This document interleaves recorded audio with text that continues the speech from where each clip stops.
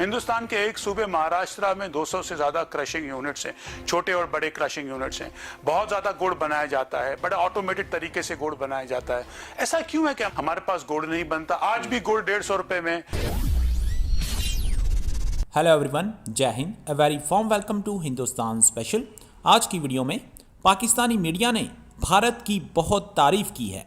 Pakistani media ये बता रहा है कि भारत में अकेला महाराष्ट्र जितना गुड़ बनाता है, हमारे पूरे पाकिस्तान में उतना गुड़ नहीं बनता।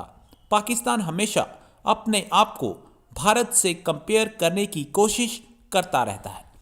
पाकिस्तान में हमेशा कभी आटा, कभी चीनी और कभी पेट्रोल और कभी गैस की कमी बनी रहती है और उनका मीडिया चिल्ला चिल्ला कर भारत का हवाला देता रहता है।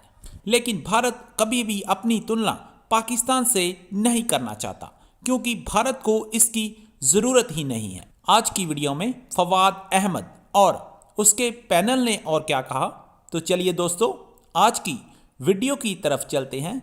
Thank you very much. मसला क्या है? आबादकार भी परेशान है, जो चीनी खरीदने वाला यूजर है यानी कि जो एक आम आदमी है वो भी परेशान है। आखिर मामला है कहाँ पर खराबी ऐसी आती है कि जिसकी वजह से चीनी लोगों की पहुंच से दूर होती है, न सिर्फ दूर होती है बल्कि महंगे दामों खरीदने भी पड़ती है। काश्तकार भी खुश रहे, मिल ओनर को भी फायदा हो जाए, उसने मिल पैसे कमाने के लिए लगाई है, और एक आम आदमी को जो चीनी की कीमत है वो उतनी मिल सके कि जो उसकी रैशनल कीमत बनती है मार्केट के हिसाब से।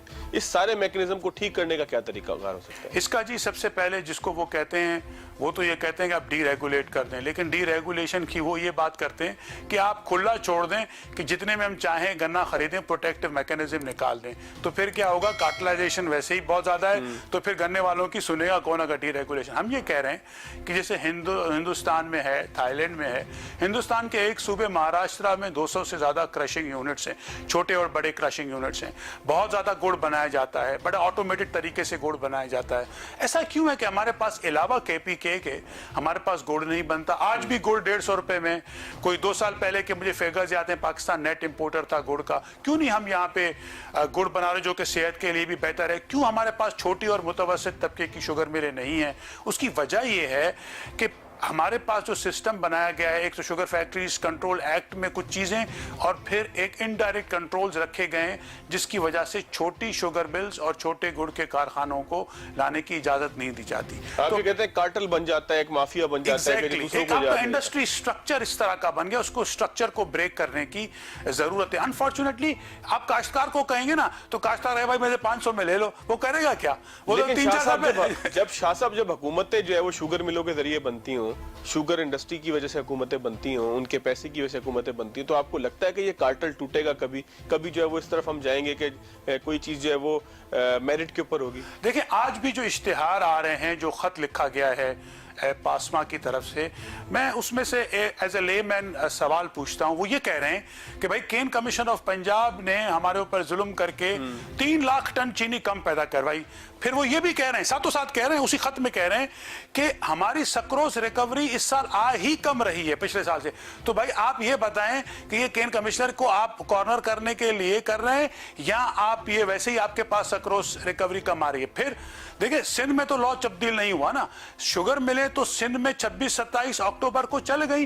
नोटिफिकेशन सरकार का तो 20 नवंबर के भी बाद आया है। किसने कहा शुगर मिलों को चलाएं? अगर पंजाब की शुगर मिलें नहीं चलती, आज भी पंजाब की शुगर मिलें चलने के बाद भी गन्ना पंजाब से सिंध आ रहा है। अगर वो पंजाब वाले नहीं चलाते तो यहाँ पे जाहिर सी बात है गन्ना आता। ये बताएं कि कौन इसका जिम्मेदार है? तो वफाकी हुकूमत है, सूबाई हुकूमत है, कौन कहां पर इसको ठीक करेगा? देखिए इसमें कुछ मामला सूबाई सरकार के भी हैं, कुछ मामला वफाकी सरकार के भी हैं। ज़राअत 100% इस वक्त 18th अमेंडमेंट के बाद उनके पास है। जो कॉमर्स और एक्सपोर्ट इंपोर्ट इस वक्त वफाक के पास है। काफ़ी पॉलिसियाँ उनके पास है, काफ़ी इनके पास।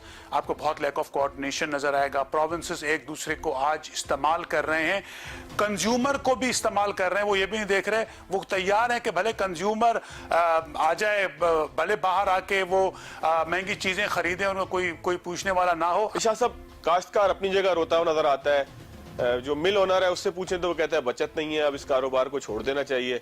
जब आप एक आम आदमी से पूछें तो वो कहता है कि चीनी के रेट ऐसे बढ़ रहे हैं कि जैसे आंख खोले तो कुछ और रेट होता है।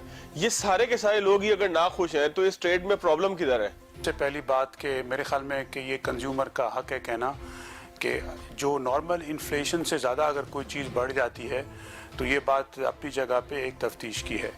अब आजकल जो ये कहा जा रहा है 100% बात ये कही जा रही है कि गन्ने की कीमत की वजह से ये हुआ है, तो आपके नाजरीन के लिए एक मोटी सी बात कर लेते हैं। 2 साल पहले गन्ने की कीमत थी 182 रुपये, जो बड़ी खुशी से उन्होंने दी, हमें नाकाबिल कबूल थी लेकिन वो उन्होंने दी।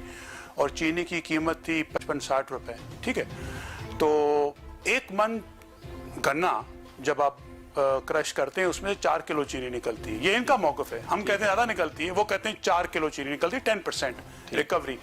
काफ़ी शुगर मिल है जिनकी 11.5 भी है, लेकिन हम कह रहे हैं 10%। इसका मतलब 4 किलो चीनी बनती है। अगर 50 रुपये मन गन्ना बढ़े तो उसका जाके इम्पैक्ट पड़ता है 11 से 12 रुपये पर किलो की चीनी के ऊपर। ठीक है। अब इसका मतलब ये हुआ कि अगर 182 में 55 रुपए की चीनी बिक रही थी तो आज आप उसमें हिसाब कर लें तो कितने पैसे बढ़ाएंगे, 24 रुपए। अगर आप ये कहें कि 100 रुपया गन्ना बढ़ा है, अगर 100 रुपया गन्ना बढ़े, 182 का नहीं 282 का आप लगा लें, तो भी चीनी की कीमत तो बढ़नी चाहिए 22-23 रुपए। बाकी चीजें हम नहीं करते हैं, ये मैं इनका जो मौक़िफ़ है उनके हिसाब से कह रहा हूँ। अच्छा, इसके अलावा चीनी के अलावा उसमें से मोलासेस निकलता है जिसको शीरा कहते हैं, बिल्कुल ठीक है, जिसमें से एथेनॉल बनती है। फिर बगास होता है जिससे बिजली बनती है, जो कि इनको फ्री ऑफ कॉस्ट भी बनती है और वो नेशनल ग्रिड को दे भी रहे हैं, जिसके लिए टैरिफ भी मिलता है। ये कार्डबोर्ड और चिपबोर्ड की वो चीजें और बहुत सारी चीजें मिलती हैं, उनको भी हटा दें।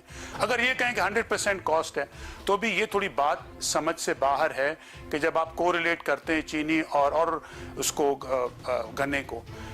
अगर आप, क्योंकि वक्त नहीं है वरना मैं पिछले सालों के आपको मिसाल दे दूं, अब जो पुरानी नहीं 18-19 से लेके अगर आप कैरी ऑन करेंगे तो आपको वो बात समझ में नहीं आएगी, 2 और 2 4 बनेंगे नहीं।